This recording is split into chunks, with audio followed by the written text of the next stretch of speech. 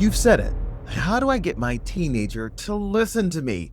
Their music is different. Their fashion is different. The words they use are different. And unless I offer them a suitcase of money for any challenge, a la Mr. Beast, there's no way to motivate them. You may be surprised to hear me say the secret to them listening is you listening. And listen, I'm not calling you out, well, maybe just a little bit, but in this video, we'll use Bad Bunny, one of the most important parenting questions I often get on this topic, and one of the most overlooked hacks to connection there ever has been or ever will be to help you level up your connection today. Are you really ready for it? Let's get into it. Hello, friends. Welcome to the Dr. Mitnaul Show, where we're talking about doing the hardest job there is. That's right, raising kids who are virtuous, healthy, and family connected in this age of screens. I'm Dr. Larry Mitnaul, child and adolescent psychiatrist, also a father of 7, and let's get into what matters to you. And before we do that, parents, we must be prepared, and that often means having the right clothing for the job, and that's why I love our sponsor, Be Well Collective Apparel. Parenting is stressful enough, and so when I'm not at the office, I like to relax in clothing that's actually breathable and allows me to tackle the jobs of hanging out with my kids and doing the fun things that they want to do. So if you want to learn more, check out the link in the comments. Now back to me.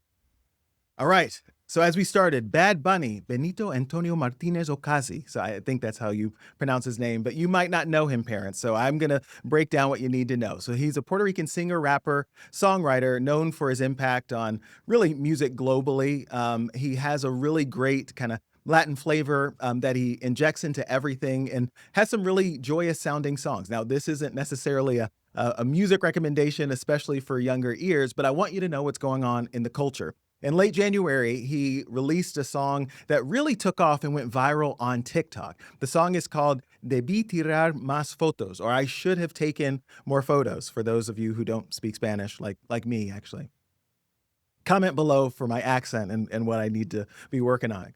The song's heartfelt message sparked a viral trend on TikTok, with fans sharing their emotional tributes to their family. As you might imagine, this theme in the song takes root in reflecting on the things that mattered most in his life, which often are the things that aren't hidden behind a camera or the things that get texted in a comment, right? It's hanging out, it's sunsets, it's time being with family. And as you know, attachment is my primary lens for helping parents and families to really connect well together. And so in some ways, this song actually offers an opportunity for us to reflect on that. And actually, that's what you're seeing with the trend on TikTok. So how can Bad Bunny help you to level up your parenting? Well, number one is you can actually acknowledge to your kids that you know who that is. Now, you might only know because I told you. You're welcome. But you can also use this as a talking point. So if you hear them playing the music, which you kind of have to be familiar with it to recognize, and when I tell you, the track is really wonderful to listen to. If you're a musician, in terms of just like the instrumentation and the horns and the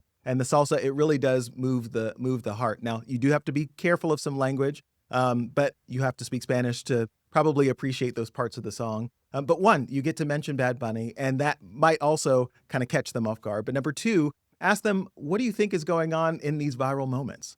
Why are people taking time to really reflect on the things that mattered most to them, things that might otherwise be hidden, things that have been impactful in their lives and in their hearts, and deciding to spend all this time kind of sharing it with other people and letting them kind of revel in this joy? And I think what you'll find is if you're able to gain some traction with this type of conversation, you'll be starting the mechanism, you'll be starting the way of life, the dance and the attachment style that allows you guys to really encounter everything in the culture and turn it around and make it about family and why it's so important, the times that we have together, like meal times, like hanging out, like sunsets, like being on the beach together too.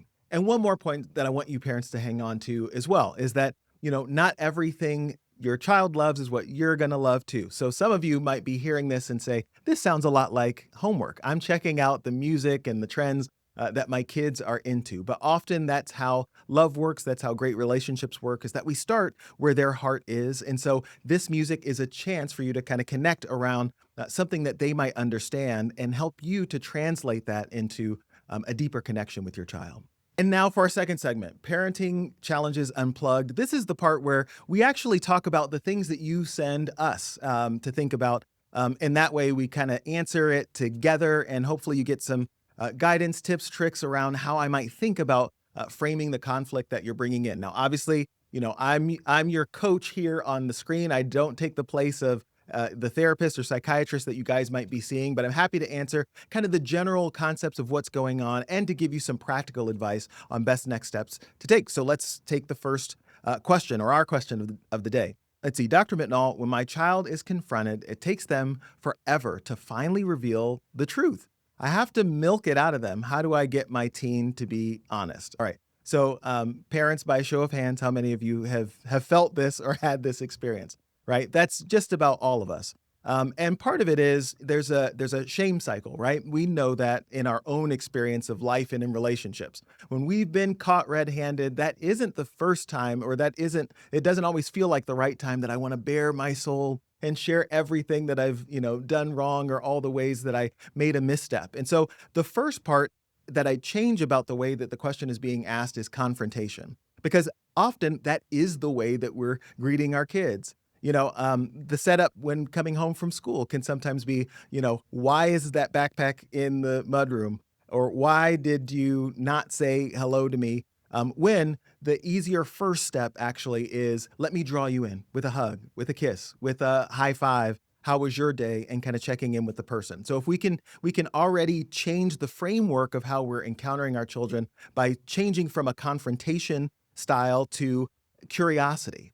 Curiosity is one of those beautiful things that if we can get curious with them, often that doesn't actually label the person who's done the wrong or made the infraction. Now, bad things need to be addressed, right? So if there's a big infraction, there's been a punch, a kick, okay, there isn't no, tiptoeing around that. We got to take it head on. But if you know that there's a big conversation that you need to have with your child where you really need them to be vulnerable and to offer the truth, rather than beginning with confrontation, let's take it a step at a time and say, hey, I'm curious. It sounds like this is going on. It sounds like, you're having a problem with this relationship. And the feedback that I'm getting is that you're being too rough, or it looks like bullying behavior. Can you help me understand this?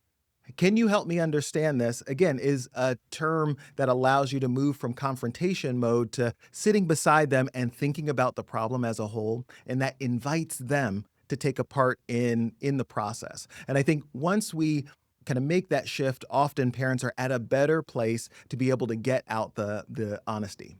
All right, and one more tip around this thing that we've been talking about, and understanding our kids and making them or allowing them to feel our love for them and wanting them to share the most vulnerable or shameful parts that they might be trying to tuck deep inside is, once I get a story, right?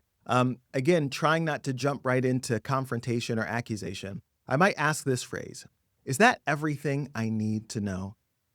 What's the magic of this phrase? The magic of this phrase is that it allows, it's a moment of grace. It's assuming that, I think you've done probably the most that you can emotionally, but you've probably held some things back. And I want to give you a second chance to invite me in, to let me be there with you to kind of coach you through to the next step. So give those a try. Let me know in the comments how you're able to find traction with that. Again, I know that there are circumstances that where you just have to be a little bit more direct than that. But I think, again, moving more towards a collaboration model will really pay dividends in the life of your connection to your kids and your family. And if you have a question that you'd like for me to answer, make sure that you check out the description box for information on how to get me your hottest questions. Now, speaking on collaborating with our kids and making sure that our bark isn't worse than our bite, I want to take a moment to thank our sponsor, Bark. If you're looking for a way to safely and securely monitor your child's presence on their phone, as well as get practical advice in the tech age, check out Bark at bark.com for really the only device I trust my family using. It has certainly been a godsend for us, and it empowers you as a parent to help escalate their ability to be independent and thoughtful citizens of the digital world. Discount code in the notes below. Let's get back to the show. Welcome to the Family Hack segment, where we actually get to talk about what I think are the biggest, most important things and tips and tricks for your family to have in play that are really going to set you up for success. These are also the principles that I use in the upcoming book, Like, Share, Follow, that you're also going to want to check out. But let's begin with family meals. Guys, there really is no replacement or substitute for family meals. And I just want you to take a second and just think back to your own childhood, right? I can almost guarantee that for most of us, some of our most memorable moments are silly things, silly stories, heartfelt things that were shared at a table. That might have been a birthday cake. It might have been, the yearbook and looking at it with friends. But often the table is kind of the hearth and center of family life. And so in modernity, we've kind of gotten away from it. And you can almost see it even through the movies that we watch, right? You watch movies in the 80s. Even if a family was distracted by a screen during mealtime, usually it was the family at the table, at least cooperatively enjoying the show that they were watching while they're eating their food. Today, right, we know that the modern family often looks like everybody with splintered attention. If they're at the table, they tend to have a phone in front of their face, but often we're not even meeting together at the table. So, what do we lose there? And what did previous generations have that we have lost? Well, part of that is a chance to check in. When we count up all the hours of the day that we spend with our children and that our children and teens are spending with their friends and peers and sports members and at school, actually, the fraction of time that we have with them is really, really low. And why does that matter? You can only have influence if you have time, right? That we are shaped by the people that we spend the most time around, the people that we share our heart with, the people that we share our deepest ideas and desires with.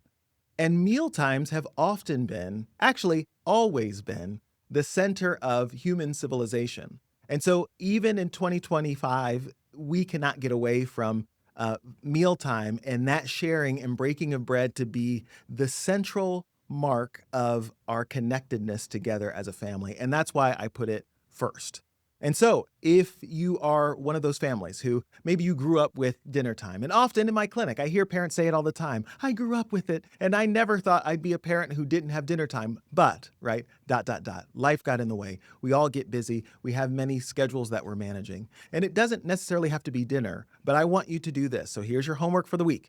You're going to commit to at least one more mealtime that didn't exist there before, that gives you a chance to connect with the heart of your child. Now, you might be saying, well, I work third shift. Okay, so then your creative solution might be maybe you pop in at school and take them out to eat so that you guys get a meal time together where you're sharing and bonding together. Guys, that is transformative in the life of families. And again, it's no wonder that kids in terms of the rates of obesity, it's lower in children who are actually meeting their families over a meal and especially over dinner time. Or, the rates of substance use, though they are lower for kiddos who are having regular meals with their family. Rates of depression and anxiety also lower in families that are having mealtime. So this is an anchor point, guys. I'm going to encourage you, if we're not doing this, we're missing the mark on really attaching to our kids. And we're actually allowing, if not inviting other people to take the place of their heart where we should be. So that's our time for today, guys. Hopefully you learned something from leveling up your parenting with Bad Bunny to offering grace in confrontations and adding an additional meal to your week with your child. And remember, there's no connection like your connection with your kids. So don't forget to like, share, and follow us along with sending us your questions so I can address them on the show. Shout out to our DJ and music provider who happens to be my son. And as always, well,